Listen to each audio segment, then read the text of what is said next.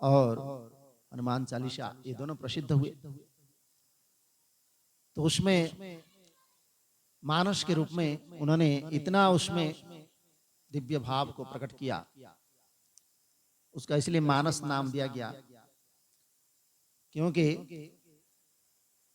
जो भगवान के साकार विग्रह है, उस साकार स्वरूप में किस प्रकार हम उपासना कर सकते हैं, अपने हृदय में धारण कर सकते हैं, ये श्री रामचरित मानस के रूप में उसमें उन्होंने बहुत विस्तृत विवेचन। कवि है, इसलिए कवि के रूप में अनेक प्रकार की कविता के विषय में लिखा, कई उपमा उन्होंने दिए, अनेक प्रकार के उपमा उसमें दिया गया है। तो वहां बोलते हैं, कलियुग समयुग आन नहीं, जो नर कर विश्वास, गाय राम गुण गण विमल, भवतर बिनहि प्रयास। तो यहाँ कहते हैं वो अपने बात में कि इसे कलियुग में मनुष्य इतना पवित्र नहीं होता है, कुछ ना कुछ उसमें दोष हो ही जाता है, इसलिए वह दूसरे किसी कर्मों को आचरण करने में उसको बड़ी कठिनाई होती है। मतलब जैसे भगवान की पूजा सेवा या कुछ भी, उसमें कुछ ना कुछ उसका त्रुटि रह जाता है। तो उस जिसके भाई थोड़ा सा शांति बनाए रखो। तो यहाँ जब वो त्रुटि हो गया तो उसमें बोले कि लेकिन फिर भी इसी कलयुग के समान दूसरा कोई युग नहीं हो सकता। क्यों? क्योंकि दूसरे युग में अनेक नियम और अनेक उसका कारण जो उसका होता है, उस नियम और कानून को उसके पालन करना पड़ता है। उसके बिना उसमें फिर उसका जैसे सत्ययुग में तो अनेक प्रकार के वहां तपस्या का विधान है, तप का आचरण करते हैं। ऐसे त्रेतया में अनेक प्रकार के यज्ञ का आचरण करते हैं। द्वापर में अनेक प्रकार के पूजा का विधान होता है। लेकिन इस कलयुग में एकमात्र बोलते राम गुण गण विमल, भगवान के गुण का गान करते हुए, उनकी महिमा को श्रवण करते हुए, उनकी लीला का चिंतन करते हुए, उसी में ही आपका भला हो जाएगा, कल्याण हो जाएगा। तो ये ऐसे युग दूसरे मतलब ऐसे बात दूसरे युग में नहीं है। तो इसलिए उन्होंने मानस उसका नाम रखा। रामचरित वैसे तो पहले ही हमारे वाल्मीकि रामायण रचित है, लेकिन रामचरित के रूप में उन्होंने मानस नाम दिया है। मानस इसलिए नाम दिया कि मनुष्य सदा ही किसका चिंतन कर सकता है। तो वही वही इसने पहले इसलिए रख दिया रामचरित गुण गण विमल, कि राम के चरित के रूप में जो गुण गाया गया है भगवान के, उसको अपने मन में धारण कर लिया तो समझो आपका कल्याण सुनिश्चित है, और कुछ करने की आवश्यकता नहीं। तो इसलिए उन्होंने बहुत सरल उपाय मनुष्य के लिए, क्योंकि इसी कलयुग में तो हम इतना अल्पायु, मतलब आयु हमारा बहुत कम है। दूसरी बात, हम शरीर से भी कमजोर है, मन से भी कमजोर है, दुर्बल है। तो इसलिए इससे बड़ा सरल उपाय और कुछ नहीं हो सकता। इसलिए संत तुलसीदास जी ने इसे सरल उपाय को उन्होंने बताया। और उन्होंने कहा, अपने विनय पत्रिका में कहते हैं, जाके प्रियन राम वैदेही, ताकि त्यजिय कोटि सम यद्यपि परम स्नेही, त्यजियो पिता प्रहलाद, विभीषण बंधु भरत महतारी। तो उसमें कहते हैं कि ये कलयुग में अगर भगवान की ये कथा, भगवान की लीला अगर किसको प्रिय नहीं है, या भगवान का नाम उच्चारण करने में भी कोई असमर्थ है, या उसमें उसका विरति है, तो ऐसे व्यक्ति जो भगवान से विमुख हो चुका है, ऐसे व्यक्ति का संग न करे, चाहे वो अपना प्रिय भी क्यों ना हो, मतलब अपना कोई अति प्रिय व्यक्ति भी हो, अगर वह भगवान के विमुख है, भगवान से वह, जैसे आजकल के ज्यादा ऐसे मिलेंगे लोग, नास्तिक लोग बोलते सिको भगवान को देख करके मतलब उनको जैसे कुछ बुखार हो जाता है, तो ऐसे लोग ज्यादा मिलेंगे आपको।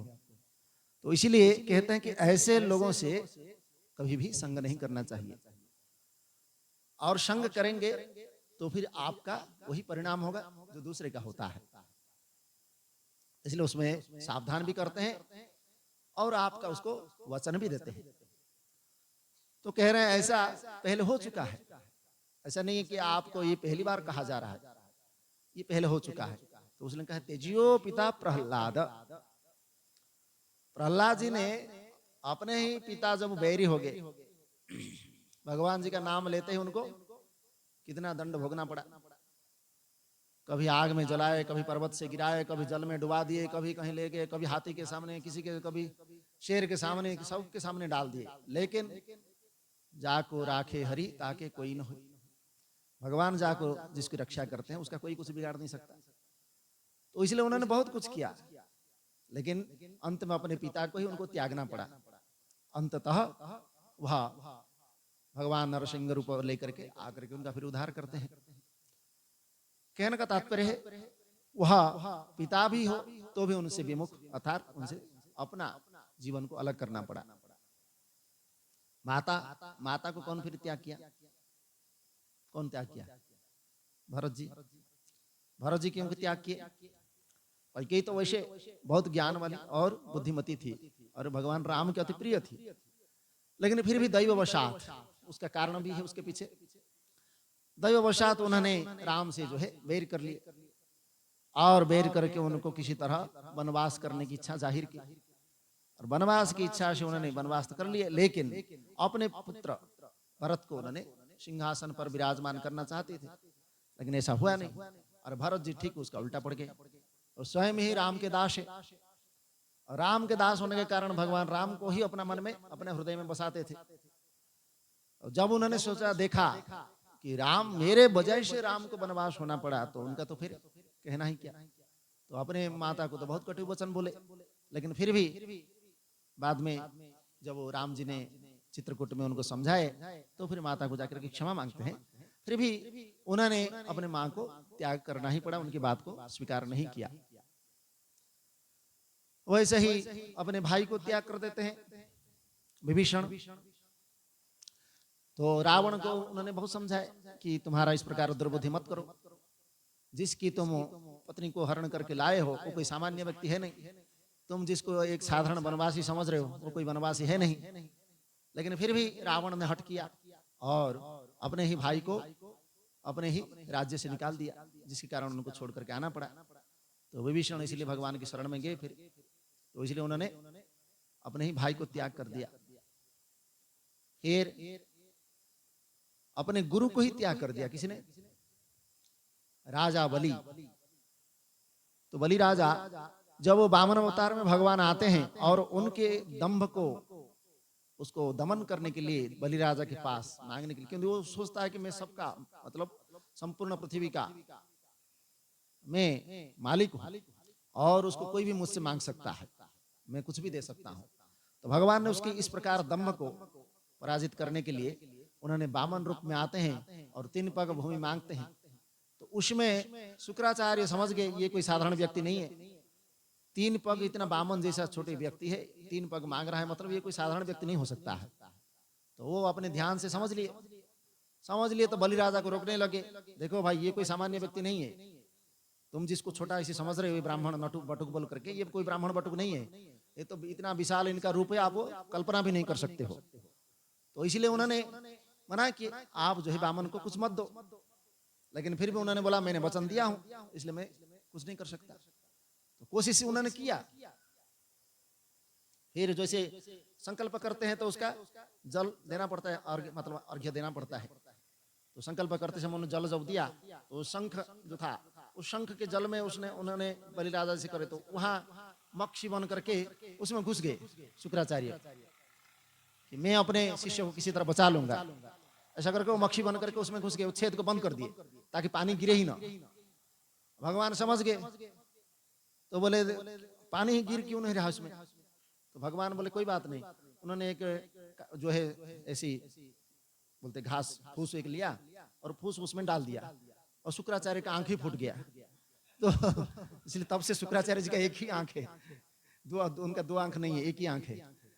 तो इसलिए वो फिर चिल्लाते हुए भाग गए। तो अब बलि राजा वो अपने गुरु की बात को स्वीकार नहीं किए। वैसे उन्होंने गुरु ने अभिशाप दे दिया कि तुम्हारा सर्वस्व जो है ये हो जाएगा बोल के, फिर भी गुरु की बात को नहीं माने और भगवान की शरण में गए। और भगवान ने उनको वरदान भी दे दिए। तो जैसे बोले तो दक्षिणा के रूप में भगवान ने मांगे उनको। तो वो बोले कि आप जो कुछ मेरा है वो सबने सर्वस्व तो ले लिया आपने, अब मैं दक्षिणा के रूप में क्या दूंगा? तो बोले वो है तुम्हारे पास। तो बोले मैं ही बस मैं अपने बचा हूं, तो मैं अपने आप को समर्पण करता हूं। तो स्वयं ही अपने आप को उन्होंने समर्पण कर दिया। तो भगवान ने उनके ऊपर सिर मतलब पैर रख दिए, तो दक्षिणा के रूप में उसको ग्रहण कर लिए। फिर भी प्रसन्न होते हैं भगवान, तो इस प्रकार की समर्पण भाव को देख करके भगवान प्रसन्न होते हैं। तो बहुत प्रसन्न हो गए, बोले देखो भाई तुम जो है हमको प्रसन्न कर लिया और तुम हमारा भक्त बन गए, इसीलिए तुम कोई वर मांगो, मैं तुमको देना चाहता हूँ। तो बलि राजा मांग लेते हैं कि जो है हम जब भी चाहें तब आपका दर्शन कर सकते हैं। तो वहां तो पाताल लोक में तो बलि राजा को भेज देते हैं, तो भगवान को वहां जाकर के उनके हमेशा द्वार में रहना पड़ता है ताकि उनका दर्शन हमेशा उनको मिल सके। तो भक्त की इस बात को रक्षा करने के लिए भगवान को स्वयं द्वारपाल बनना पड़ा। बाद में फिर लक्ष्मी जी बड़े उदास होती है, फिर वह नारद जी से पूछती है, नारद उसका उपाय बता देते हैं। तो ये स्वयं लक्ष्मी जी जो है अपना रूप बदल करके वहां बलि राजा के पास जाती है और उनको जो है भाई के रूप में संबोधन करती है, और भाई के रूप में उनको एक रक्षा सूत्र बांधती है, जिसमें हम रक्षाबंधन करते हैं। तो रक्षा सूत्र बांधती है। रक्षा सूत्र बांधने के बाद जो है बहन को कुछ देना होता है, तो बोला तुम जो मांगो वो तुम मुझे तुम्हें दे दूंगा। तो लक्ष्मी जी बोलते हैं कि ये जो द्वारपाल है ये हमको दे दो। तो तो उसी रूप में है, तो इसलिए वहां हमारे जो मंत्र पढ़ते हैं, रक्षा सूत्र बांधते हैं, जो राखी बंधन जो करते हैं, ये न बद्धो बलि राजा दानवेंद्र महाबली। तो महाबली दानवेंद्र राजा बलि भी उसमें बंध गए। तो उसने उसी के हिसाब से फिर उनको भगवान को आपस करना पड़ा। फिर भी उनको मतलब कभी ना कभी दर्शन देने के लिए, और जब बलि राजा उनकी स्मरण करते हैं तो भगवान को वहां जाना ही पड़ता है। तो इस प्रकार कथा है। तो वो गुरु के उन्होंने त्याग कर दिया और भगवान के शरणागति ग्रहण किया, इसलिए वह सफल हुए। उसके बाद अपने पति मतलब जो उनके स्वामी है, पति है, उनको ही त्याग कर दिया भगवान को प्राप्त करने की इच्छा से। किसने? गोपियों ने जब भगवान स्वयं गोकुल में लीला करते हुए और अपने बंसी की वादन के स्वर में उस वेद ध्वनि का प्रारंभ करते हैं, तो गोपी उसको श्रवण करके, उसको सुन करके समस्त जितने संसार की वृत्ति भूल जाते थे। कोई गोपी तो कोई साधारण थी नहीं, उसके पीछे बहुत कथा है। मैंने पिछली बार भागवत कथा में उसको बताया था। तो उस गोपी मतलब वेद रूपा, धेनु रूपा, ऋषि रूपा, ऐसी गोपी है। मतलब ऋषियों ने भी वहां गोपी के रूप में आ गए, वेद के जो वाणी है वो भी गोपी के रूप में आ गए। ये कोई साधारण मनुष्य नहीं थी वो गोपियां। तो इसीलिए वहां वो गोपियों ने भगवान के ही अनुगमन करने लगे। दूसरा वो संसारिक जो वो विषय है, व्यवहार है, उसको तुच्छ मतलब उसको मान नहीं। तो वहां उनके जो स्वामी व पति थे उनको रोकने के लिए बहुत कोशिश किया, लेकिन उन्होंने भगवान के इस प्रकार शरणागति का उन्होंने आश्रय लिया कि सब कुछ वो भूल गए, फिर अपने पति को ही छोड़ दिए। ब्रज बनिता कंतन ही, तो स्वयं तो जिजाज लिखते हैं वो ब्रज बनिता जो गोपियों ने भी अपने कांत को छोड़ दिए। तो इसलिए यहाँ कहने का तात्पर्य है कि भगवान का आश्रय अगर हम लेते हैं तो उसमें हमारा जीवन, हमारा ध्येय वही होता है जो भगवान हमसे चाहते हैं कि मनुष्य क्या चाहना, मतलब उसको मनुष्य के लिए क्या आवश्यक है। इसलिए अगर कोई ऐसे भगवान का विरुद्ध हो जाए, चाहे कोई भी कितना भी प्रिय हो, उसको त्याग कर देना चाहिए बोल के यहाँ तुलसीदास जी कह रहे हैं। तो उनका जन्म भी, उनका नाम तो तुलसीदास जी पहले नहीं था, तो उनका तो पहले नाम था राम बोला, क्योंकि उन्होंने जन्म मतलब छोटे जो बच्चे थे उसी समय राम राम ही बोलते थे, तो राम राम बोलते थे इसलिए उनका नाम राम बोला पड़ गया। अब वो बांदा, उत्तर प्रदेश के उस बांदा जिले में उन्होंने जन्म ग्रहण किया था। फिर वो राम बोला के रूप में वो प्रसिद्ध हुए, लेकिन अपने ही पत्नी रत्नावली को इतना उसमें मोहित होने लगे कि उनके बिना, मतलब अपने पत्नी के बिना उनका जीना ही मुश्किल हो गया। और उस पत्नी को उन्होंने इतना चाह रखी थी कि एक बार पत्नी अपने जो है ससुराल मतलब बाप के घर में चले गए। चले जाने के बाद उसमें इतना आसक्त थे कि ये तो कथा करते थे उस समय, तो कथा करके आए और शाम हो गया, ऐसी अंधेरा हो चुका है। तो ऐसे ही अंधेरे में उन्होंने अपने पत्नी को मिलने के लिए इतना इच्छा हुई कि वो ऐसी बरसात की रात थी, बारिश हो रही, उधर बरसात के पानी में जो है पूरा नदी पूरा भरा हुआ है पानी में, उधर आर पार हो नहीं सकते। फिर भी उन्होंने उस नदी में ऐसे कहते हैं, उस नदी में ऐसे बहते हुए एक सब को ही नाव समझ करके उसमें ही चढ़ करके निकल गए और उस सब के साथ वहां पहुंच गए। और वहां जाकर के देखा कि तो रात के हो चुका था, तो दरवाजा बंद है, तो उधर अंदर जा नहीं सकते और पत्नी से मिलेंगे कैसे। तो फिर वहां वो मिलने की इच्छा से वहां जाते हैं, तो वहां फिर वो चढ़ करके दीवार मतलब दीवार कूद के जाना पड़ेगा। तो दीवार कूद के जाने के लिए उन्होंने एक रस्सी समझ करके पकड़ लिया, लेकिन वो रस्सी थी नहीं, वो सांप ही लटका हुआ था, उसी को ही पकड़ करके वो दीवार कूद करके चले गए। और जा करके वहां पत्नी को जगाते हैं, तो पत्नी उनको देख करके बड़ा आश्चर्य होते हैं। तो इतना आश्चर्य हुआ कि उन्होंने उनके वाणी से निकल गया कि जिस आपको इतना मोह हो गया कि जिस हाड़ मांस के इस चर्ममय शरीर को आप इतना प्रेम करते हो, उतना प्रेम अगर आप राम में हो जाता तो आपका कल्याण हो जाता। बस इतना ही कहते ही उनका जीवन परिवर्तन हो गया और उसी बात को लेकर के वह राम बोला से तुलसीदास जी बन गए। तो इस प्रकार उनकी कथा बहुत लंबी है। तो वह कथा के माध्यम से उन्होंने फिर 3 जगह पर, मतलब वहां तो अपना स्थान तो छोड़ दिया उन्होंने, फिर 3 जगह पर है कि वन निवास किया और 3 जगह में उन्होंने अपने अपने ग्रंथ की रचना की। एक तो काशी में निवास किए, जहाँ भगवान विश्वनाथ के सामने उनकी रामचरितमानस की प्रमाणित कथा हुई। काशी के विद्वानों ने पहले उनको नकार दिया था कि वो अपने लोक भाषा में लिख रहे हैं बोल के। तो उसके बाद फिर अवध में, अयोध्या में भी रहे, फिर चित्रकूट में, 3 जगह में ही रहे ज्यादा। तो उसमें उनका जीवन इतना पवित्र और मंगलमय था कि बड़े से बड़े संत, बड़े से बड़े जो भी उस समय के जो संत रहे, क्योंकि उस समय तो भक्ति का जैसे प्रवाह बहे चल रहा था। एक तरफ संत तुलसीदास जी, एक तरफ श्री सूरदास जी, एक तरफ हमारे थे नानक जी, एक तरफ हमारे नामदेव जी, एक तरफ मतलब उसी समय से उधर अपना चैतन्य महाप्रभु, उसी तरह मतलब इस भक्ति का वहार चल रहा था उस समय, इसलिए उस समय भक्ति आंदोलन बोल के उस समय कहते थे। तो उसी समय इनका जन्म हुआ था। तो लोगों में इस प्रकार धारा बहते चली कि बस आज उसी रामचरितमानस का एक एक चौपाई दोहा आज भी हम याद कर लेते हैं, क्योंकि वह इतना सहज और सरल है कि हम उसको सहज रूप में ले लेते हैं। तो उन्होंने मनुष्य मात्र को इस प्रकार भगवत वचन का अनुग्रहित करने के लिए और भगवान के स्वरूप को समझने के लिए, जानने के लिए सहज रूप में साधारण से साधारण और मंद से मंद बुद्धि वाला भी किस प्रकार समझ सकता है, ये रामचरितमानस के माध्यम से उन्होंने बहुत सरल रूप से समझाया है। तो इसलिए वहाँ भगवत जो है परमात्मा का चिंतन करना, केवल राम नाम को आधार बना करके उसी का ही आश्रय लेना, ये तो मनुष्य मात्र के लिए परम पवित्र और परम कल्याण है। तो इसलिए उन्होंने इस मानस के रूप में लिया। और वो जो हमारे तो हनुमान चालीसा प्रसिद्ध है, हनुमान जी उनके गुरु ही मानते हैं, उनके गुरु ही थे, क्योंकि उन्होंने ही भगवान राम से उनका मिलन किया। तो उसमें कहते हैं तुलसीदास ऐसे चित्रकूट के घाट पर भई संतन के भीर तुलसीदास तिलक के करे, तुलसीदास चंदन घिसे तिलक करे रघुबीर। तो उन्होंने भगवान का ये स्वयं ही मिलाए थे, हनुमान जी के माध्यम से उन्होंने मिले थे। तो इसलिए उनको गुरु के रूप में स्वीकार करते हैं और वो मानस में उनका पहले ही वंदना किया गया है गुरु के रूप में।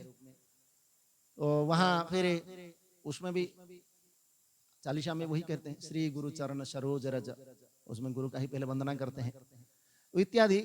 उनके आज जो जयंती है उनको बारंबार नमन करते हैं, उनका आचरण में बार बार कोटि वंदन करते हैं, क्योंकि जो महापुरुष होते हैं वो दिव्यात्मा जो होते हैं वो हमेशा जीवित रहते हैं, मतलब ऐसा नहीं कि उनका कभी नष्ट हो सकता है।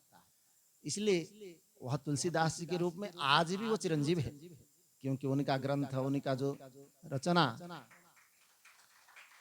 आज वो रचना के माध्यम से उनकी जो मानस, ये रामचरितमानस आज उनको जीवित बना हुआ है।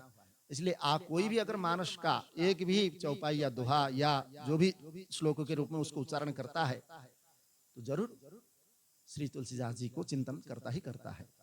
तो इसलिए उनके आज इस शुभ अवसर पर उनको बारंबार नमन और सत सत कोटि श्रद्धांजलि अर्पण करते हैं। बोलो श्री संत तुलसीदास जी महाराज की। तो आज फिर हम कथा के प्रसंग में चलते हैं।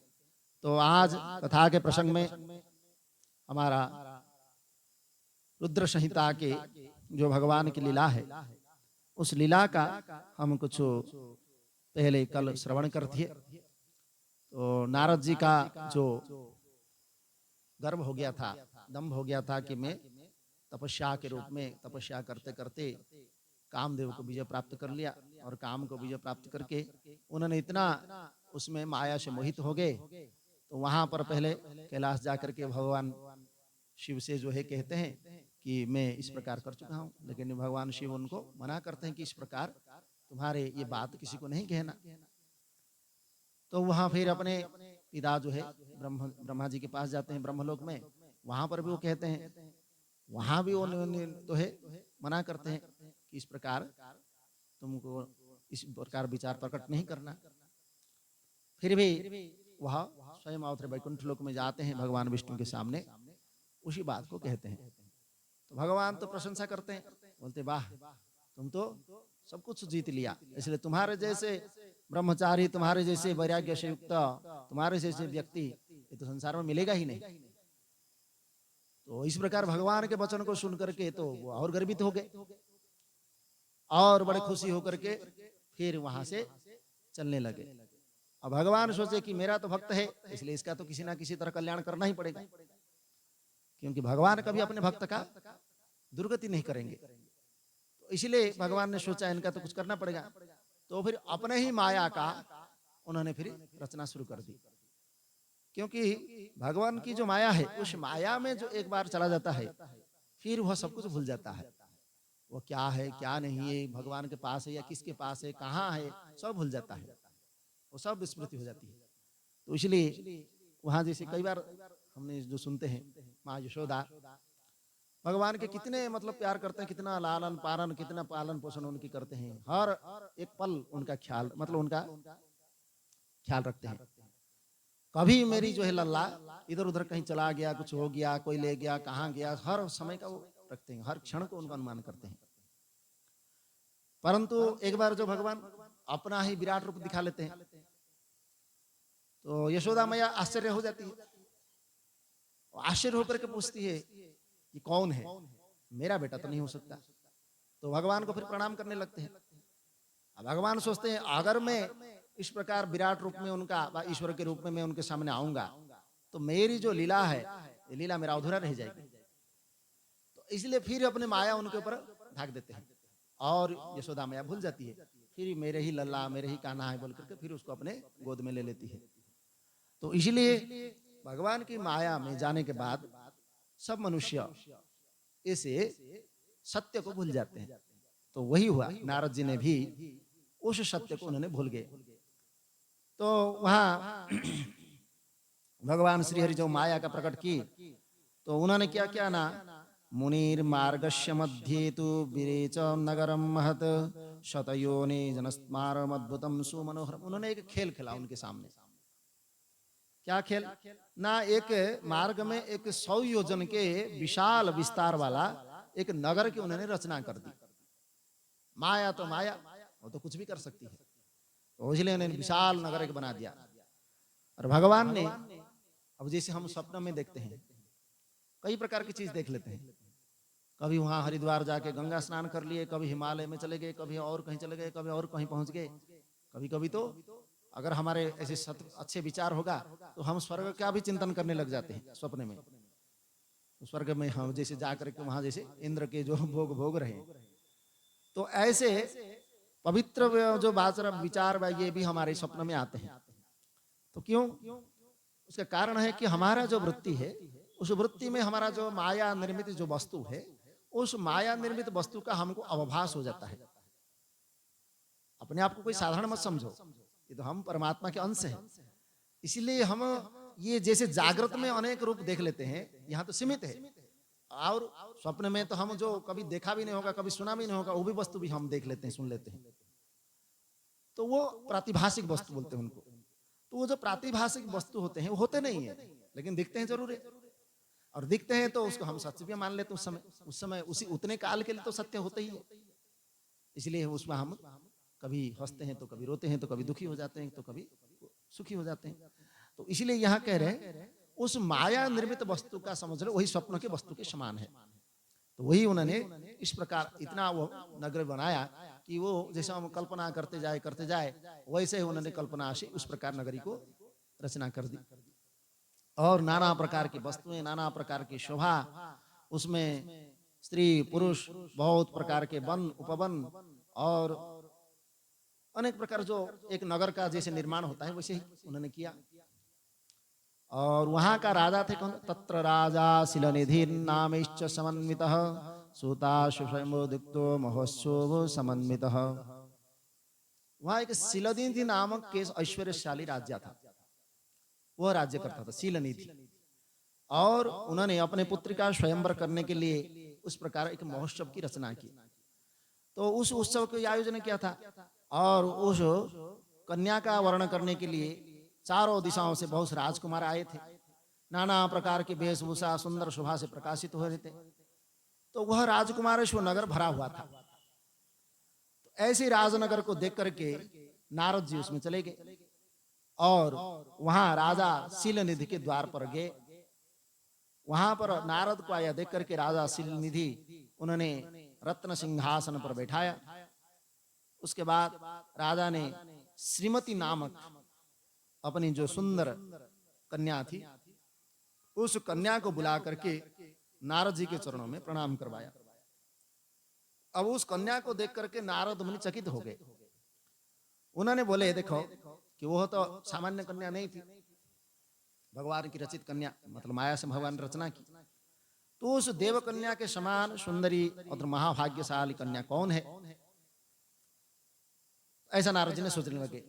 उनकी बात सुनकर के राजा ने हाथ जोड़कर कहा कि ये मेरी पुत्री है, इसका नाम श्रीमती है, और अब इसके विवाह का समय आ चुका है, इसलिए इसको सुंदर वर चुनने के लिए इस प्रकार स्वयंवर सभा का मैंने आयोजन किया है।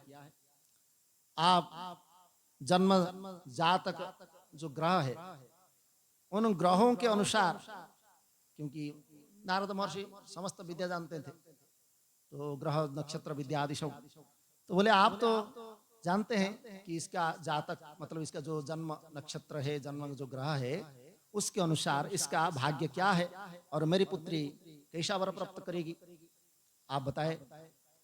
तो राजा के प्रश्न पूछने पर नारद जी तो उसको देख करके ही विह्वल हो गए थे। तो उन्होंने उस कन्या को प्राप्त करने की इच्छा से राजा को फिर बोलने लगे कि हे राजा, आपकी यह पुत्री समस्त सुलक्षणों से संपन्न, परम सौभाग्यशाली और साक्षात लक्ष्मी की भांति समस्त गुणों उसमें विद्यमान है। इसका पति निश्चय ही भगवान शंकर के समान वैभवशाली, सर्वेश्वर, किसी से पराजित न होने वाला और काम विजयी तथा संपूर्ण देवताओं में श्रेष्ठ होगा, मतलब ऐसा पति उसको मिलेगा। ऐसा कहकर के राजा से विदा लेकर के नारद मुनि तो वहां से चले गए। और लेकिन उस कन्या को देख करके वो काम के वशीभूत हो गए, और शिव की माया ने उन्हें विशेष मोह में डाल दिया। अब मुनि मन ही मन सोचने लगे कि मैं इस प्रकार ये राजकुमारी को कैसे प्राप्त करूं। स्वयंवर में आए हुए नरेशों को सबको छोड़कर, मतलब जितने भी राजकुमार राजा आए हैं उन सबको छोड़कर वो मेरा ही वर्ण करे, इस प्रकार सोच करके वह मन ही मन विह्वल होकर के सोचने लगे अब करूं क्या। तो फिर भगवान के पास गए। तो भगवान श्रीहरि के पास जाकर के सोचने लगे कि इन्हीं का ही रूप को, क्योंकि भगवान श्रीहरि का रूप बड़े दिव्य सुंदर, वो जब वो स्वयं ही रूप का साक्षात मतलब रूपवान, मतलब उनके समान कोई रूपवान नहीं हो सकता है।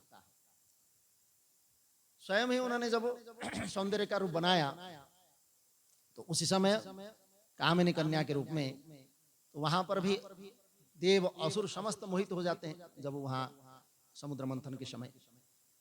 तो इसलिए यहाँ पे ही भगवान का रूप ग्रहण करने के लिए उन्होंने तुरंत ही जा करके भगवान के पास जहाँ पहुंचे, वहां भगवान को प्रणाम करके उन्होंने से सारा वार्ता कही।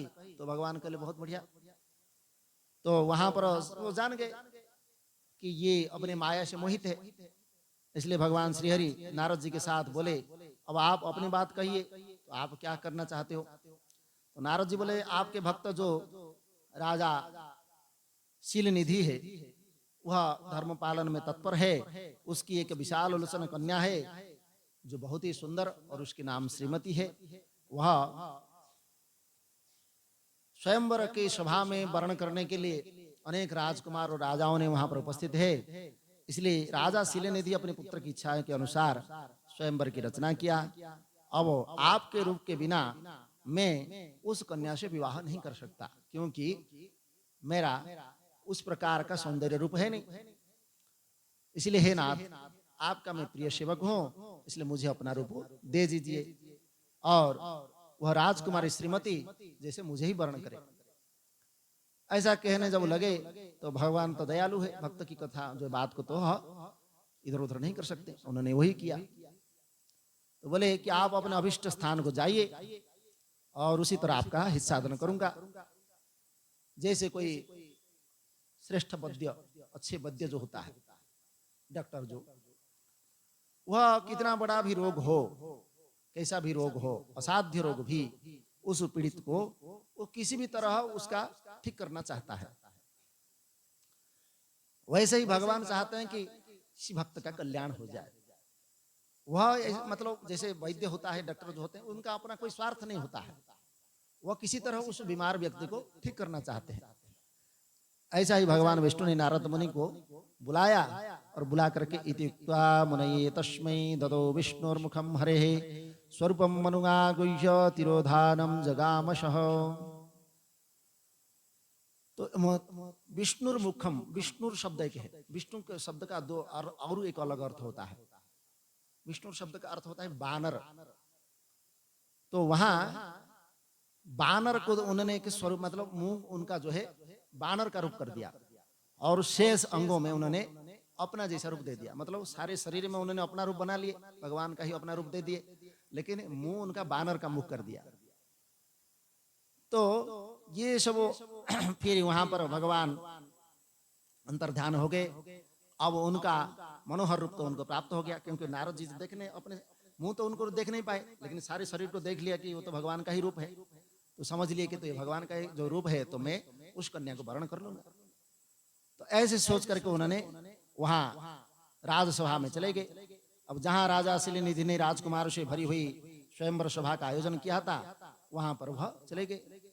अब नारद जी उस सभा में बैठ करके प्रसन्न हो रहे हैं और बार बार सोच रहे हैं कि मैं तो भगवान विष्णु का स्वरूप धारण किया हूं, इसलिए मेरे तो कोई नकार ही नहीं सकता।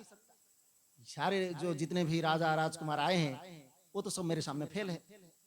तो इसलिए ऐसा सोच करके वह बड़े मन ही मन खुश हो रहे हैं। किंतु नारद जी को यह पता नहीं था कि वहां उनका मुंह जो है कुरूप है। तो इतना उनको पता नहीं था। तो उस सभा में बैठे हुए सभी मनुष्य ने उनको, भले ही उनका बानर का रूप है, लेकिन दूसरे को नहीं दिख रहा है, दूसरे को नारद जी ही दिख रहे हैं, क्योंकि भगवान की माया है। तो वहां पर राजकुमार आदि उनके रूप परिवर्तन का जो रहस्य है कोई नहीं जान सका। तो वहां नारद जी की रक्षा के लिए भगवान शिव के दो गण आए थे, उनके पास बैठे हुए थे ताकि उनकी रक्षा करे। तो जो ब्राह्मण का रूप धारण करे, मतलब वह रुद्रगण के रूप में नहीं गए थे, दो ब्राह्मण के रूप में वह रूप बना करके गए थे। तो नारद जी के रूप परिवर्तन के वो भेद को जानते थे, तो रुद्रगण थे इसलिए जानते थे। तो मुनि को इस प्रकार मूढ़ बुद्धि होकर के जान करके दोनों वहां पर उनके पास आकर के बैठ गए नारद जी के, और दोनों उनके विषय में बात करते उनकी हंसी उड़ाने लगे।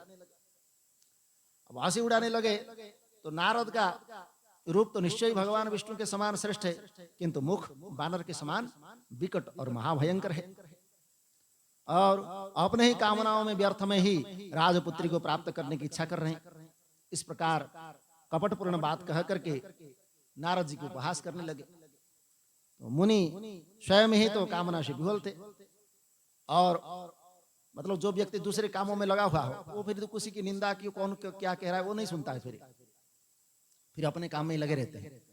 तो नारद जी भी देखने लगे और उनकी कथा को अनसुनी कर दी और वह उस श्रीमती नाम की कन्या को प्राप्त करने की इच्छा से प्रतीक्षा करने लगे।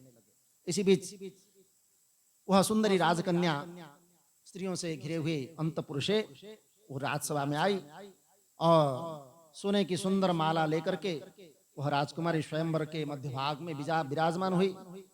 तो उन्होंने नारद मुनि का भगवान विष्णु के समान शरीर और बानर जैसा मुंह को देख करके कुपित हो गई, मतलब रुष्ट हो गई और उनकी ओर से दृष्टि फेर करके फिर दूसरी ओर चली गई। पूरे स्वयंवर सभा में उन्होंने घूम लिए लेकिन अपने मनोवांछित वर उनको प्राप्त नहीं हुआ, तो दुखी हो गई। तो राजकुमारी उसी सभा के भीतर चुपचाप खड़ी रही, किसी के गले में भी वह माला नहीं डाली। तो इतने में राजा के समान वेशभूषा धारण किए हुए भगवान स्वयं उस राजसभा में पधारे और किन्हीं दूसरे लोगों ने उनके वहां नहीं देखा, मतलब दूसरा जो व्यक्ति बैठे थे उसको उनको नहीं देखे, भगवान स्वयं राजा के वेश में आ चुके हैं और वहां उस कन्या ने ही उनको देख लिया भगवान को।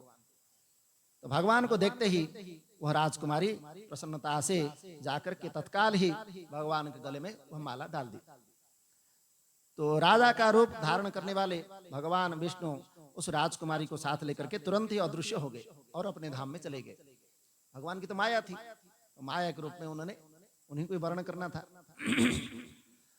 शव राजकुमार श्रीमती मतलब जो राजकुमारी थी उसकी ओर से निराश होकर के चले गए और नारद मुनि जो अपने ही वेदना से विह्वल होकर के आतुर हो गए, तब वह जो दोनों ब्राह्मण के रूप में लेकर के बैठे थे रुद्रगण, तो वो नारद जी से कहने लगे, क्या कहे, हे नारद मुने तम हे वृथा मदन मोहितः तम लिप्सु समखम पश्य बानरस्य वगर्हितम। आप व्यर्थ ही कामनाओं से पीड़ित हो रहे हो, राजकुमारी सौंदर्य के बल से आप पाना चाहते हो, लेकिन आपके जो बानर के समान अपना घृणित मुख देख लीजिए, इस प्रकार घृणित मुख के लेकर के किसी को प्राप्त करने की इच्छा करोगे तो तुमको कौन कन्या देगा। इस प्रकार वो शिवगण बोले। तब नारद जी को बड़ा विस्मय हुआ, शिव की माया से तो मोहित थे, इसलिए उनको सत्य का तो ज्ञान था नहीं, इसलिए उन्होंने दर्पण में जाकर के अपना मुंह देखे, बानर के समान अपना मुंह देख करके तुरंत क्रोधित हो गए और क्रोधित होकर के वो माया से मोहित है। अब विवेक तो उनका काम कर नहीं रहा है, इसलिए वो दोनों शिवगण को जाकर के शाप दे दिया कि तुम दोनों ब्राह्मण है और ब्राह्मण होकर तुम ब्राह्मण का उपहास किया, अतः तुम दोनों ब्राह्मण के घर में ही उत्पन्न होंगे लेकिन तुम राक्षस बनोगे और ब्राह्मण की संतान होने पर भी तुम्हारा आकार राक्षस के समान ही होगा। इसी प्रकार अपने शाप को सुनकर के वह दोनों जो रुद्रगण थे शिवगण के रूप में, वह मुनि को मोहित जानकर, वो तो मोहित थे ही, इसलिए उनको कुछ बोले ही नहीं, अगर कुछ बोलेंगे तो फिर और कुछ बात बिगड़ जाएगी, तो इसलिए दोनों चुपचाप रहे। अब वे सदा सब घटनाओं में भगवान शिव का इच्छा मानते थे, क्योंकि वो शिवगण थे तो भगवान की इच्छा मानते थे। तो वह उदासीन भाव से फिर अपने स्थान को चले गए और भगवान का स्तुति करने लगे। इधर भगवान के शंकर के वो दोनों जब अपनी इच्छा से चले गए, तब ये कामना से विह्वल होकर के और क्रोधित होकर के नारद मुनि फिर आगे क्या करने लगे। तो कहते हैं कि उस राजकुमार के प्रति, जो राजकुमारी थी उसके प्रति विशेष आसक्ति होने के कारण अन्य सब जितने भी अर्थ अनर्थ जो भी ज्ञान है उस ज्ञान से वह वंचित हो चुके थे। इसलिए मुनि उन दोनों को यथोचित शाप देकर के जल में अपना मुख और स्वरूप देखा, तो फिर भी उनको ज्ञान नहीं हुआ और भगवान विष्णु के द्वारा इस प्रकार मेरे साथ छल किए हैं, ऐसा करके क्रोध में आकर के उसी समय वह वैकुंठ लोक में पहुंच गए और भगवान की इच्छा से ज्ञान शून्य तथा समाधि, मतलब जैसे आग में अगर कोई ईंधन डालो, लकड़ी या घी या कुछ डालो तो और प्रज्वलित होती है, वैसे ही नारद जी का हुआ वो तो पहले से ही क्रोध मतलब काम विफल थे, और उसमें ये आग का काम किया तो और क्रोधित होने लगे वो। तो वहां भगवान विष्णु से जाकर के अत्यंत व्यंग शब्द कहने लगे। तो नारद जी क्या कहते हैं, हे हरे तम महादुष्ट कपटी विश्वमोहन परोत्साहम न सहसे मायावे मलिनाशय मोहिनीं रूपमादाय कपटिं कृतवान् पुरा असुरेभ्य पायस्तम वारुण्यामृतमं नहि। तो वहां अनेक प्रकार के कटु वचन कह रहे हैं कि हे हरि, तुम बड़े दुष्ट हो, कपटी हो, समस्त विश्व को मोह में डालते हो। तुम दूसरे के उत्साह, दूसरे का कुछ अच्छा देख करके तुमसे सहा नहीं जाता। तुम मायावी हो, तुम्हारा अंतःकरण मलिन है। पूर्व काल में तुमने मोहिनी का रूप धारण करके कपट किया, असुरों को वारुणी मतलब मदिरा पिलाई और उन्हें अमृत का पान करने नहीं दिया। छल कपट में ही तुम रहते हो। यदि महेश्वर मतलब भगवान रुद्र, तो भगवान शिव अगर विष नहीं पी लेते, तुम्हारी सारी माया जो है उसी दिन समाप्त हो जाती। मतलब ताच्छल्य करके कह रहे हैं। तो छल कपट में ही रत रहने वाले, यदि कपटपूर्ण चाल तुम्हें अधिक प्रिय है, तुम्हारा स्वभाव अच्छा नहीं है, लेकिन भगवान शंकर ने तुम्हें स्वतंत्र बना दिया है, इसलिए शंकर के द्वारा ऐसे करके अच्छा नहीं किया गया। तुम उनके प्रभाव को जान करके स्वतंत्र होकर के कार्य करते रहते हो। तुम्हारी इसी चाल ढाल को समझ करके अब भगवान शिव भी पश्चाताप करते होंगे। तो इस प्रकार भगवान श्रीहरि से नारद जी बहुत प्रकार कटु वचन कहने लगे कि त्वं जज्ञाहम्, अर्थात महादेव जी ने ब्राह्मण को सर्वोपरि बताया। इस बात को जान करके आज मैं बलपूर्वक तुम्हें ऐसा सीख दूंगा कि तुम दोबारा इस प्रकार कभी कर्म करोगे ही नहीं। ऐसे भगवान को कह रहे हैं। यद्यापि निर्भयम तुम संगनापस्तनः, अब तक किसी तेजस्वी पुरुष से तुम्हारा पाला नहीं पड़ा इसीलिए अब मेरे पाला में पड़ा है, इसलिए अभी तुमको नहीं छोड़ूंगा। आज तक तुम निडर होकर के बने हो, किंतु अब तुम्हें तुम्हारे द्वारा जो किया कर्म है उस फल तुम्हें मिलेगा। तो भगवान विष्णु से कह करके माया मोहित होकर के नारद जी ब्रह्म तेज का, तो थे ही ब्रह्म तेज उनके पास थे, तो ब्रह्म तेज का प्रदर्शन करते हुए फिर क्रोध से भगवान को शाप देने लगे। स्वीकृते व्याकुलो विष्णु मामकार्षि विमोहकः अन्वकार्षि स्वरूपेण येन कापट्य कार्यकृत रूपेण मनुष्यत्वं भवतद्दुखे मुद्धरे यन्मुखं कृत्मानमत्तं ते भवन्तो महाशिनः। हे हरि, एक स्त्री के लिए तुमने मुझे व्याकुल किया, तुम इसी तरह सबको मोह में डालते रहते हो। ये कपटपूर्ण कार्य करके तुमने जिस स्वरूप से मुझे संयुक्त किया, अर्थात मेरे रूप से जो जुड़ा आपने, उसी स्वरूप में हे हरे तुम भी मनुष्य हो जाओ, तुम भी एक दिन मनुष्य बनोगे। और इस प्रकार स्त्री का वियोग तुम्हारे से होगा, स्त्री के लिए तुम दुखी होगे और स्त्रियों का वियोग तुमको दुख भोगना पड़ेगा। तुमने जिन बानरों के समान मेरा मुंह बनाया, वही बानर तुम्हारे सहायक होंगे और स्त्री विरह का दुख तुमको भोगना ही पड़ेगा। और अज्ञान से मोहित मनुष्य के समान, अर्थात जैसे मनुष्य अपने स्त्री का वियोग होने से जैसे रोता रहता है, तुमको भी रोना पड़ेगा। इस प्रकार भगवान को उन्होंने शाप दे दिए।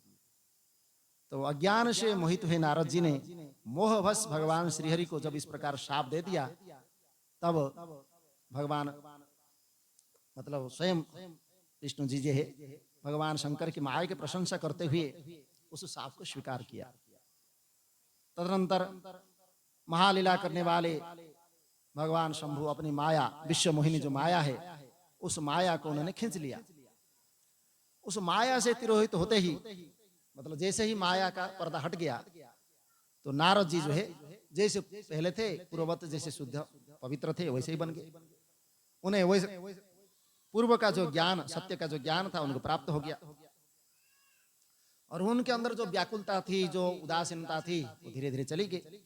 इसके बाद उनके मन में बड़ा आश्चर्य विस्मय हुआ, पश्चाताप करने लगे और बार बार अपनी निंदा करने लगे क्योंकि मनुष्य को ये ज्ञान तभी उसका चले जाता है जब वो क्रोध में आ जाता है।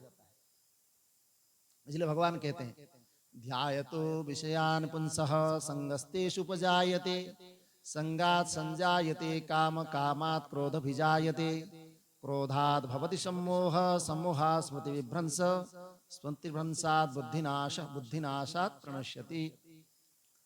कह रहे हैं बार बार कोई अगर हम विषय का चिंतन करते हैं, उन्होंने वही किया नारद जी ने, बार बार एक विषय का चिंतन किया कि वह कन्या मुझे प्राप्त हो जाए, वो कन्या मुझे प्राप्त हो जाए, माया का ही है रूप है। तो उस कन्या को प्राप्त की इच्छा से उन्होंने उसी का चिंतन किया और उसी का चिंतन करके उसी प्रकार कामना को प्राप्त हो गया। और उस कामना को प्राप्त होकर के उन्होंने क्या किया, भगवान के पास गए, जिस भगवान का वो भजन करते थे, जो जिससे वो कभी किसी इच्छा नहीं की, किसी प्रकार की कामना नहीं की कि मुझे कुछ मिल जाए, कुछ मुझे दे दो बोल करके। आज कह रहे हैं कि आप रूप जो है हमको दो। तो ये कामना के वशीभूत होकर के ऐसा किया जाता है। और उस कामना में अगर कोई बाधा डाल दिया, मैं जो चाहता हूं अगर वैसा नहीं हुआ, तो फिर क्रोध शुरू हो जाता है। और वही हुआ, उन्होंने देखा कि जो है मैं तो उस कन्या को तो प्राप्त नहीं किया, और प्राप्त नहीं करके फिर उन्होंने उल्टा और भगवान ने मुझे ऐसे कुरूप दे दिया और खुद ही उस कन्या को लेके चले गए। तो और उसमें जो है घी पे मतलब अग्नि में घी का काम किया, वो ज्यादा क्रोधित होने लगे। अब क्रोधित होने लगे तो उनका जो स्मृति, जो सत्य का बोध होता है, वो फिर स्मृति भ्रंश क्रोधात् भवति सम्मोह, मोह हो जाता है। वो क्या कह रहा है, क्या नहीं कह रहा है, क्या कर रहा है, उसको पता नहीं होता है। इसलिए कई बार हम जब क्रोध में कुछ कर देते हैं, बाद में हमें पश्चाताप होता है, अरे ऐसा मैं इसे कैसे कह दिया, लेकिन तब तक घटना घट चुकी होती है।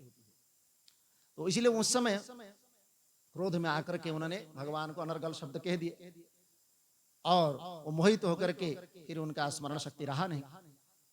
स्मरण शक्ति जब नहीं रहते हैं, जो हमारा संस्कार बोलते हैं जिसको, वो संस्कार जब नहीं होते हैं, तो फिर हमारा जो विवेक बुद्धि है, मतलब हमको क्या करना चाहिए क्या नहीं करना है, उचित अनुचित का ज्ञान नहीं रहता है। तो जहां उचित और अनुचित का ज्ञान नहीं रहेगा, तो वहां पर हमारा विनाश सुनिश्चित है। असुर किसको कहते हैं कि जिसके पास उचित अनुचित का ज्ञान नहीं रहता है, वो क्या कर रहा है, क्यों कर रहा है, किस लिए कर रहा है, इसमें किसका कल्याण है, उसके लिए क्या ये उसका विपद आने वाला है, ये जो नहीं जानता है उसको कहते हैं असुर। तो वो अपने ही भोगों में, अपने ही इंद्रियों के जो है वासनाओं में जो भरा रहता है, उसको असुर कहते हैं। तो इसलिए ऐसे व्यक्ति दूसरे का हित करेगा नहीं, इसलिए उसको कहते हैं विनाश की ओर जाना। तो बुद्धिनाशात् प्रणश्यति। तो वही नारद जी का हुआ। उन्होंने पहले तो अपने क्रोध वशात अपने जो है विवेक को हरा दिए, और विवेक को हरण करके फिर वहां इस प्रकार भगवान को ही कटु वचन कह करके उनको अभिशाप भी दे दिए। अब पश्चाताप कर रहे हैं कि इस प्रकार मैंने क्यों किया। यही हमारा हमेशा होता है और हमारे जीवन में घटित होता है। इसलिए भगवान इस प्रकार लीला को यहाँ पर भी विवेचन किए। तो ये पश्चाताप करके जब बार बार निंदा करने लगे, तो ये जान कर कि माया के कारण ही मैं भ्रम में पड़ गया था, और स्वयं जो भगवान के परम भक्त है वैष्णव शिरोमणि नारद जी भगवान विष्णु के चरणों में जाकर के गिर गए, और भगवान श्रीहरि ने उठा करके खड़ा कर दिया। उस समय अपनी दुर्बुद्धि नष्ट हो जाने के कारण और माया से मोहित होने के कारण मेरी आपके जो है बुद्धि बिगड़ गई थी, इसलिए मैंने आपके प्रति बहुत दुर्वचन कहे। इसलिए हे प्रभु, मैंने आपको शाप तक दे डाला, उस शाप को आप मिथ्या कर दीजिए। मैंने बहुत बड़ा पाप किया है, अब मैं निश्चय ही नरक में पड़ूंगा। मैं आपका दास हूं, आप बताइए मैं कौन सा प्रायश्चित करूं, क्या करूं जिससे इस प्रकार मेरी इस अपराध से मैं मुक्ति हो जाऊं। क्या उपाय है, कौन सा ऐसे कर्म मुझे करना पड़ेगा जिससे मेरा आपको दिया हुआ ये अभिशाप, मेरे जो पाप मैंने किया है, ये पाप समूह रूप से नष्ट हो जाए और मुझे नरक में गिरना न पड़े। यह एक मनुष्य के लिए प्रायश्चित होता है। मनुष्य अपराध तो कर सकता है, लेकिन प्रायश्चित करने के लिए उसको अगर मन में पश्चाताप नहीं हुआ, तो फिर उसका पाप उसका 10 गुना बढ़ जाता है, और वही पाप उसको तुरंत ही नीचे गिरा देता है। उसने जैसे रावण ने तपस्या तो उन्होंने बहुत किया था, भगवान का भक्त भी था, और अनेक शक्ति अर्जित किया था, अनेक विद्या भी अर्जित किया था, लेकिन अपने अपराध पाप को कभी प्रायश्चित के रूप में नहीं ग्रहण किया।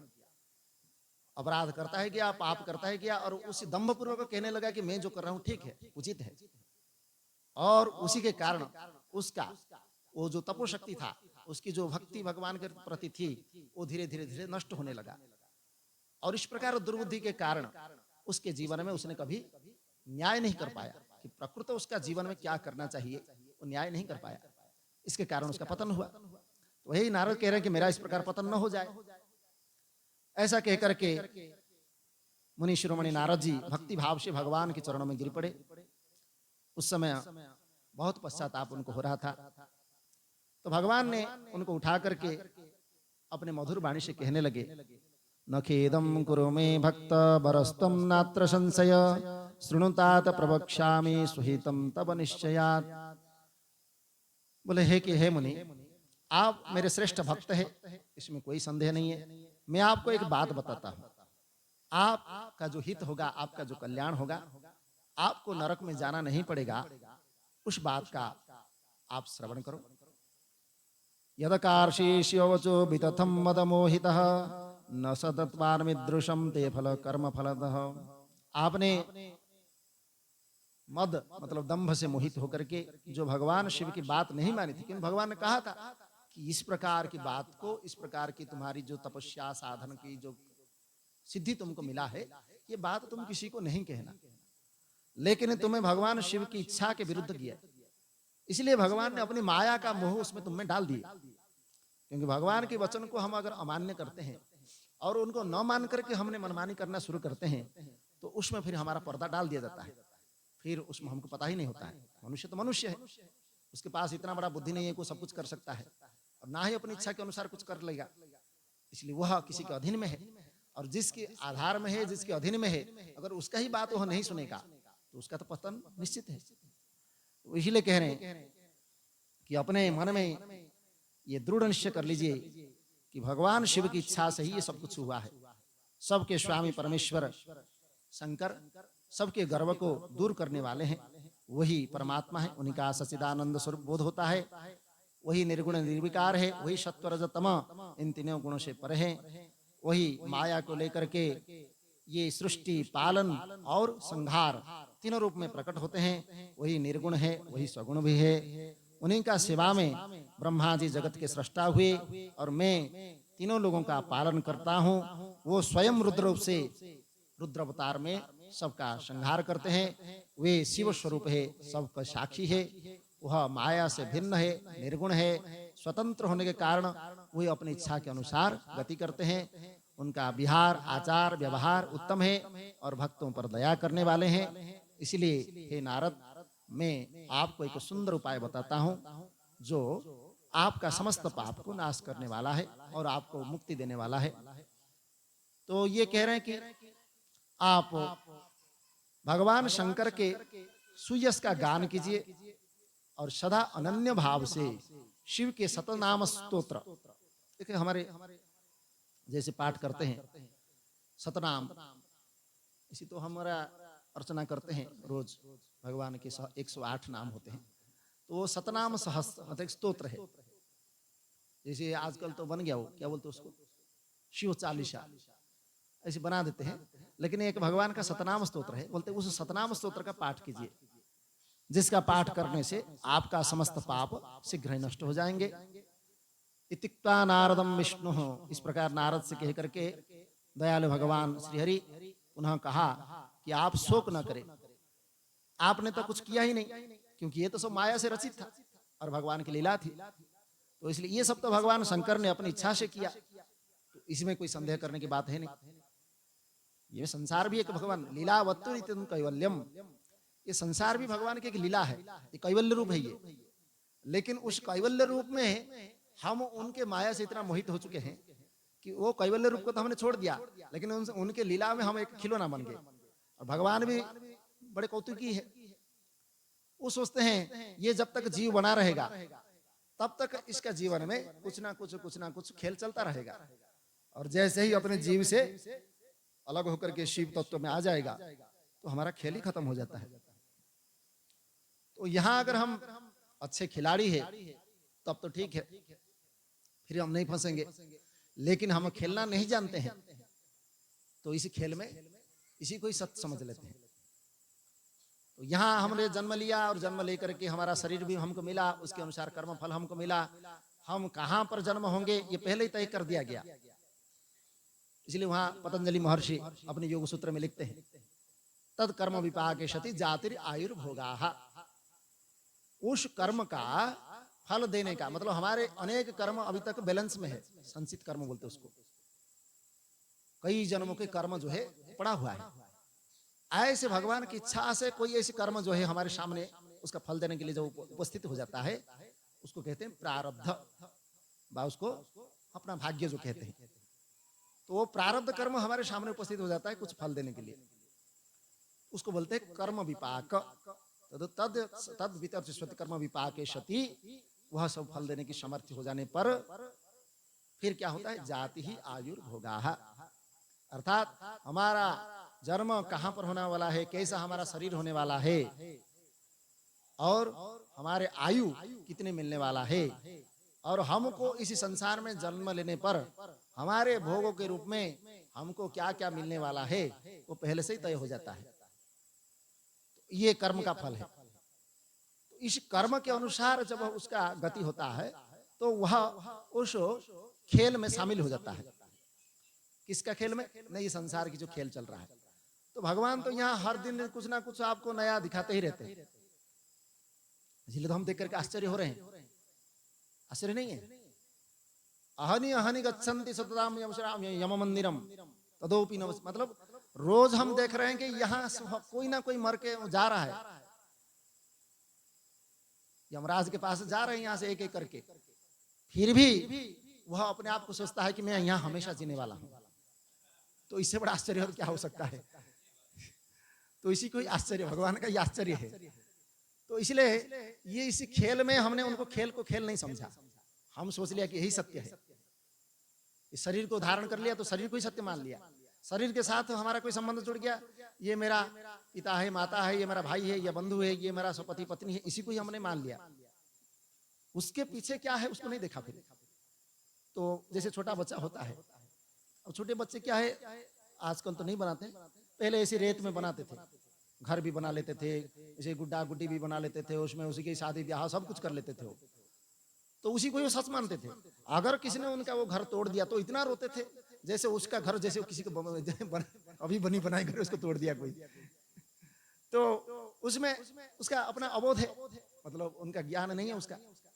लेकिन अब थोड़े बड़े हो जाने के बाद उस घर को तोड़ने से क्या, उस जो बचपन में वो जो खिलौना में खेलता था उसके सामने डालने पर भी उसका कोई महत्व नहीं उसके पास होता है। बड़े हो जाने के बाद बच्चे उस खिलौना को नहीं, वो छूता ही नहीं, और कोई तोड़ भी देगा तो कोई बात नहीं, तोड़ दो, उसका कोई फर्क नहीं पड़ता है।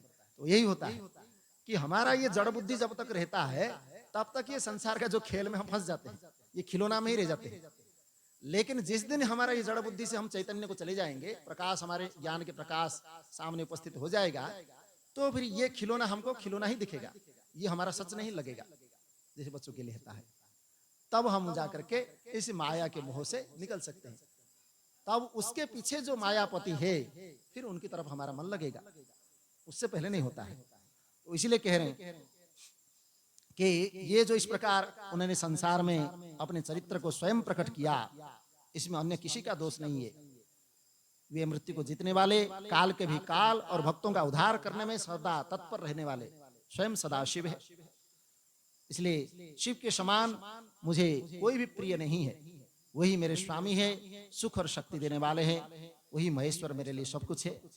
इसलिए आप नारद जी को कह रहे हैं, भगवान श्री हरि आप उन्हीं की उपासना करें, सदैव उन्हीं का भजन करें, उन्हीं का श्रवण और गान करें, उन्हीं की अर्चना करें। जो शरीर मन तथा वाणी से भगवान को प्राप्त कर लेता है वही पंडित है इस संसार में, वही बुद्धिमान है, वही जीवन मुक्त है।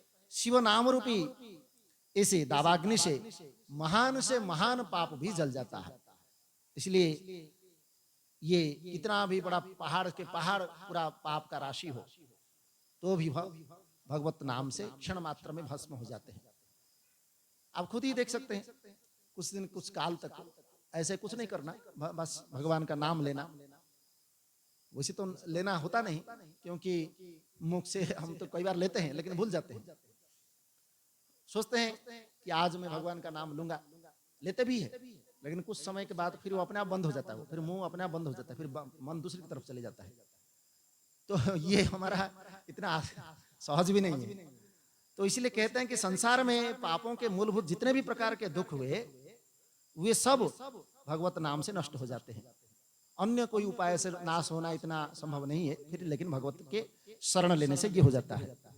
इसलिए सवैदिक स पुण्य आत्मा स धन्य स बुधा, वही वैदिक है, वेद का ज्ञाता है, वही पुण्यात्मा है, वही धन्य है, वही बुद्धिमान है, जो सदा शरीर से, वाणी से, मन से भगवान शिव की शरण में चले जाता है। जिनके धर्म कृत्य तत्काल ही फल देने वाले होते हैं, उनका पूर्ण विश्वास भगवान त्रिपुरारी, जो त्रिपुर का विनाश करने वाले हैं, उनके चरणों में जाना चाहिए। शिव नाम का कीर्तन करने वाले लोग ही शिव नाम की नौका से इसी संसार रूपी सागर को पार कर जाते हैं, और शिव नाम रूपी कुठार से संसार के मूलभूत पापों का नाश अवश्य होता है। इसलिए शिव इस नाम अमृतमयी वर्षा को स्वयं ही उसकी वर्षा में भीग जाना चाहिए। राग द्वेष में निरंतर लगे रहने वाले लोगों को शिव के प्रति भक्ति नहीं होती, इसलिए हमारा नहीं होता है। चाहते तो हम भी है कि भगवान की भक्ति उसमें मन लग जाए हमारा, और हम कुछ ना कुछ भक्ति में मन प्रीति मतलब प्रेम हो जाए।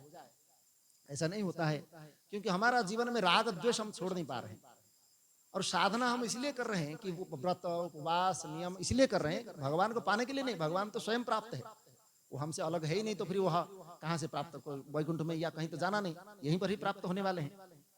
लेकिन कह रहे हैं कि आपके अंदर वो जो राग द्वेष है, ये जब तक दूर नहीं होंगे तब तक उनको प्राप्त करना कठिन है। तो ये राग द्वेष को दूर करने के लिए ही ये सब साधना किया जा रहा है। तो ये अगर हमारा दोष दूर हो गया तो हमारा जो विपरीत बुद्धि है, ये विपरीत बुद्धि भी दूर हो जाती है। और जिसने अनंत जन्मों में अपनी तपस्या से शरीर को जलाया होगा, उसकी भक्ति भगवान शिव के लिए संभव है। अर्थात तपस्या करते, जैसे सुनते हैं अभी आगे हमारा कथा आएगी, स्वयं भगवती देवी पार्वती इतना मतलब भगवान शंकर को प्राप्त करने के कितना उन्होंने तपस्या किया। तपस्या करते करते करते करते जितने भी उनके दोस्त थे, क्योंकि सती के रूप में जब आए थे, वो सती के रूप में उन्होंने भगवान के ऊपर संदेह कर लिए, दोष हो गया। भगवान के जो स्वयं ही सर्वव्यापक स्वरूप है, उनके ऊपर ही हमने संदेह करने लगे।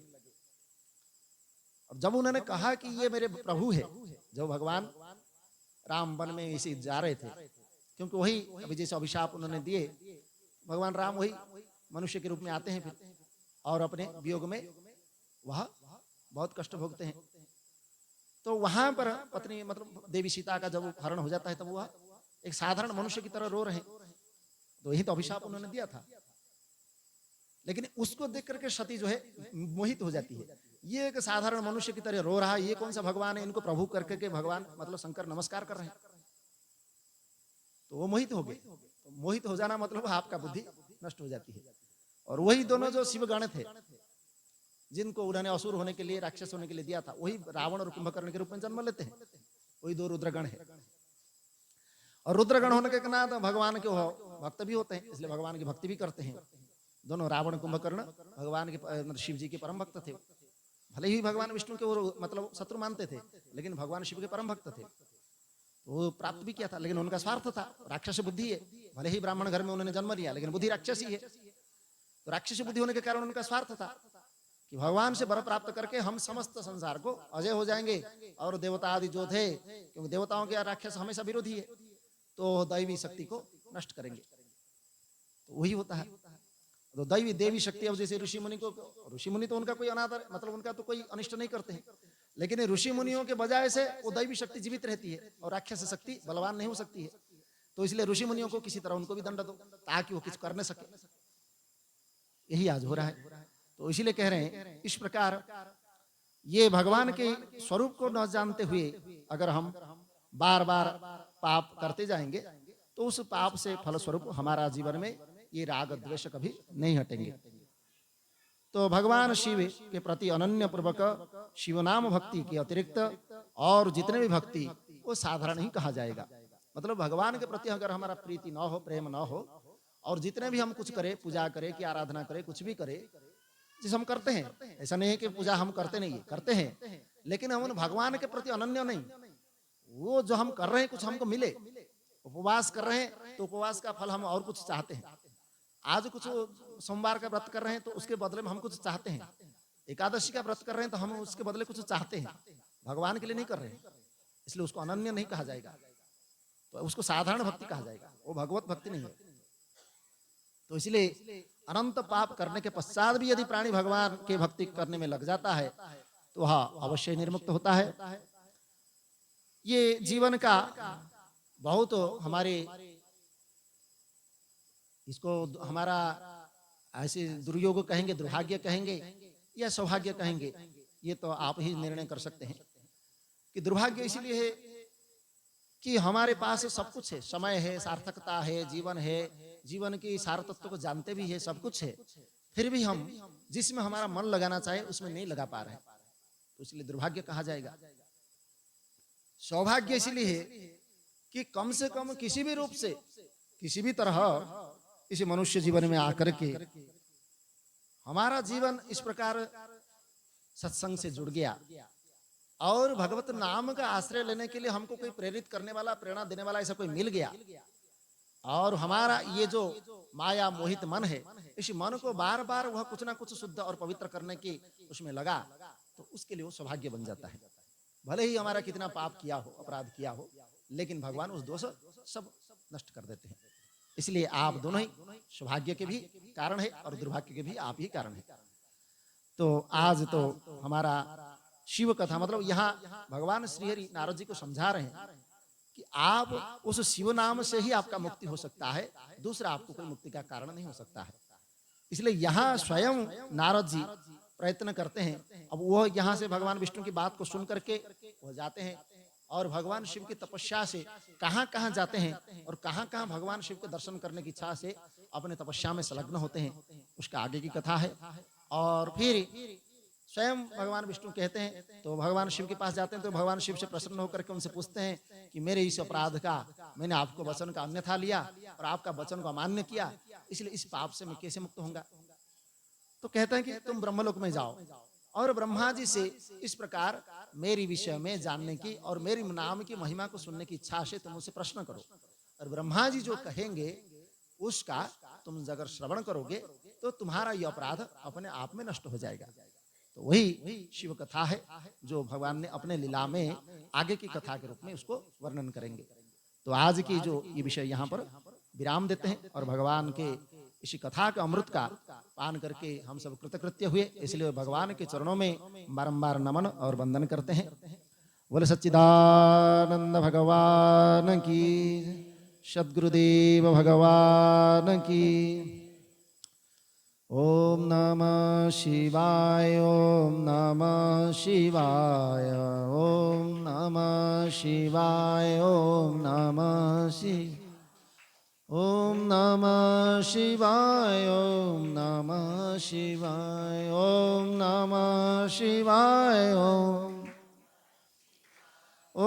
नमः शिवाय, ओम नमः शिवाय,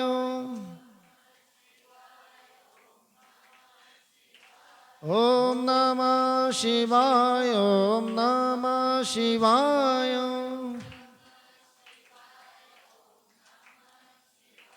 ओम नमः शिवाय, ओम नमः शिवाय, ओम नमः शिवाय, ओम नमः शिवाय, ओम नमः शिवाय, ओम नमः, ओम नमः शिवाय, ओम नमः शिवाय, ओम नमः शिवाय, ओम नमः शिवाय, ओम नमः शिवाय, ओम नमः शिवाय, ओम नमः शिवाय, ओम नमः शिवाय, ओम नमः शिवाय, ओम नमः शिवाय ओम नमः शिवाय ओम नमः शिवाय ओम नमः शिवाय ओम नमः शिवाय ओम नमः शिवाय ओम नमः शिवाय ओम नमः शिवाय ओम नमः शिवाय ओम नमः शिवाय। बोलो शंकर भगवान की जय। श्री पशुपतिनाथ भगवान की जय। श्री भूतेश्वर महादेव की। सद्गुरुदेव भगवान की। ओम सर्वे भवन्तु सुखिनः सर्वे सन्तु निरामया सर्वे भद्राणि पश्यन्तु मा कश्चित् दुःखभाग् भवेत्। असतो मा सद्गमय तमसो मा ज्योतिर्गमय मृत्युर्मा मृतं गमय। ओम पूर्णमदः पूर्णमिदं पूर्णात् पूर्णमुदच्यते पूर्णस्य पूर्णमादाय पूर्णमेवावशिष्यते। ओम शांति शांति शांति। अब अंत में हमारा जो आज के जो भी यजमान है या जो भी आज के प्रसाद के रूप में दाता है और हमारे जो भी परिवारजन के रूप में कोई बीमार है कोई रोगी है उन सब की स्वस्थ की कामना के लिए और सबका भला हो और सब अपना स्वस्थ रहे और जीवन में सुखी हो उसके लिए 3 बार महामृत्युंजय मंत्र। ओम त्र्यंबकं यजामहे सुगंधिं पुष्टिवर्धनम् उर्वारुकमिव बन्धनान् मृत्योर्मुक्षीयमामृतात्।